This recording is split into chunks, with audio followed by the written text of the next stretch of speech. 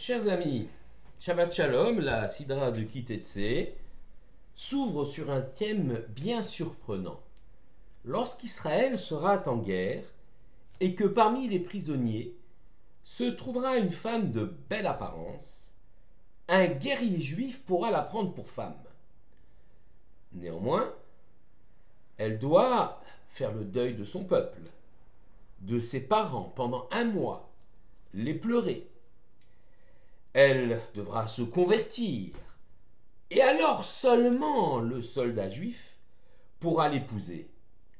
S'il vient à se lasser d'elle après l'avoir épousée, il ne pourra jamais la renvoyer. Il y aura donc un devoir moral, une sorte de protection que ce soldat juif devra à cette femme qu'il a capturée, qu'il a épousée, et qui m'a converti et épousé, et qui maintenant il doit donc la garder.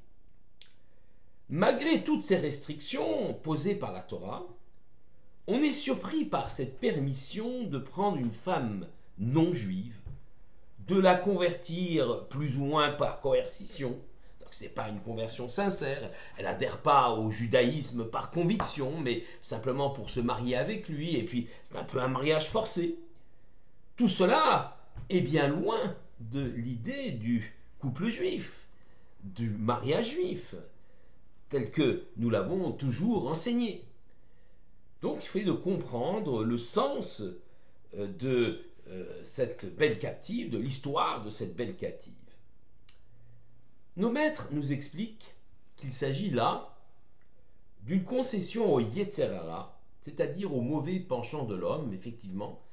Cela est rapporté par Rashi.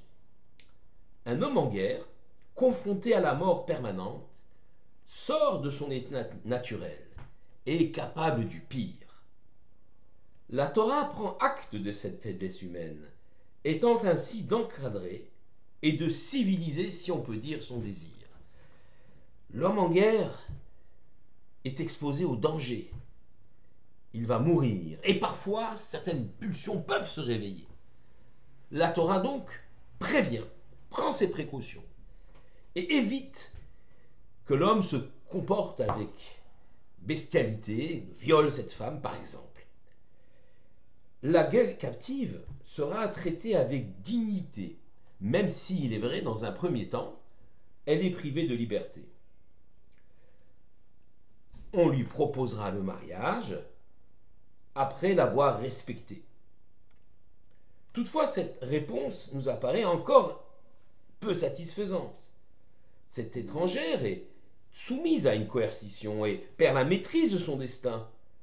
Quant aux prétendants juifs, on se serait attendu à ce que cette femme non juive lui soit tout simplement interdite. La suite de la Sidra constitue une très sérieuse mise en garde justement à ce candidat aux noces avec la belle captive. Il nous est décrit le cas du Ben Sorer ou Moé, le fils dévoyé et rebelle. Un individu jeune, totalement perverti, dangereux et cruel, qu'il faut châtier avec vigueur.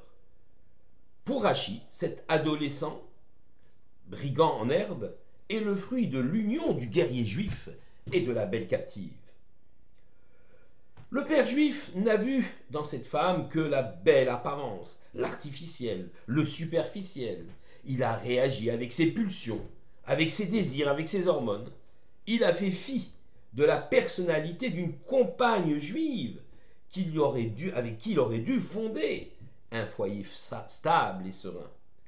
Il a surtout négligé qu'un couple, une famille se construit sur un projet et des valeurs authentiques. Ce couple, guerrier juif et belle captive, est basé sur une pulsion, une domination masculine et est voué à l'échec. L'enfant qui en résulte est donc à son tour totalement perturbé. La belle captive et le fils dévoyé sont aujourd'hui pour nous des cas hypothétiques. Le fils dévoyé, ce n'est même jamais arrivé, d'après nos sages. C'est simplement une mise en garde dans l'histoire. On n'a jamais vu un fils dévoyé dont ses parents ont l'amené au Beddin pour le faire condamner à mort. C'est simplement théorique, mais une mise en garde. Quant à la belle captive, aujourd'hui, nous savons, grâce à Dieu, que, par exemple, dans l'armée d'Israël, il y a un comportement exemplaire et qu'elle n'est plus non plus d'actualité. Mais il y a ici une formidable leçon à travers l'histoire. Toute relation conjugale doit se baser sur un amour sincère et surtout sur un projet. La Torah offre, à travers les lois de pureté familiale, la possibilité pour chacun de vivre et de s'épanouir dans la confiance et l'amour partagé.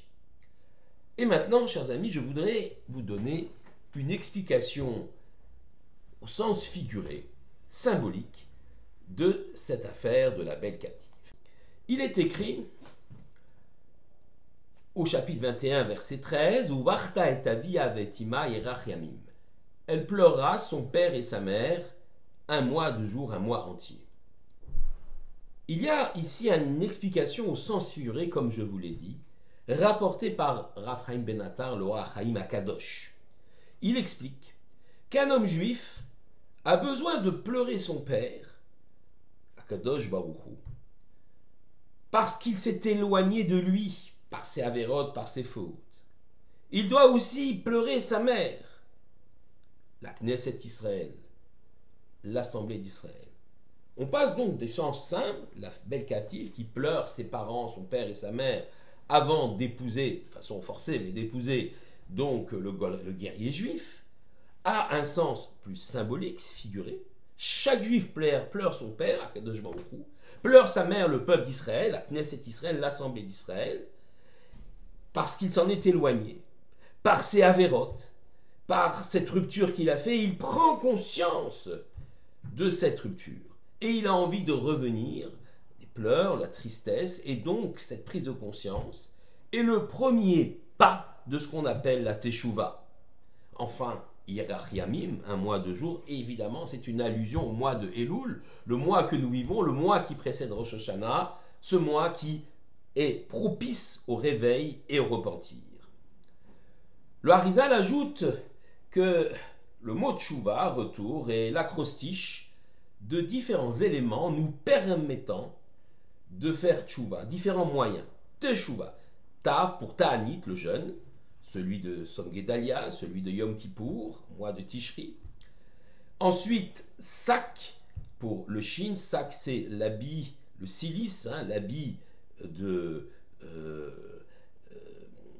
deuil que l'on mettait, alors on ne met plus aujourd'hui, mais la symbolique est là, c'est la symbolique de la soumission, de l'humilité. Ensuite, le Vav pour vidouille, c'est-à-dire la prière de confession de nos fautes, lorsqu'on se frappe la poitrine, Shanou, etc. Beit pour Bechi, les pleurs de l'homme qui a pris conscience de ce qui ne va pas. Enfin, Esped, Esped c'est le regret, on utilise également le mot Esped pour qualifier une oraison funèbre de quelqu'un que l'on regrette. Et voilà donc le mot Teshuvah qui est ainsi proposé.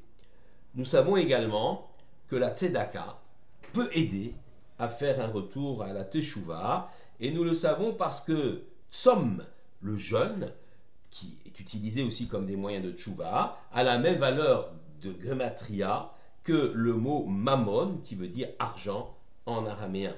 Donc voilà, tous ces éléments font qu'il y a un double message dans cette belle captive, à la fois la volonté de parler de ce que doit être l'idéal du couple juif, mais aussi un message envoyé à chacun d'entre nous durant ce mois de Elul, que nous voulons être le temps du retour, du repentir, de retour vers Israël, de retour vers Akadosh Baruch Hu.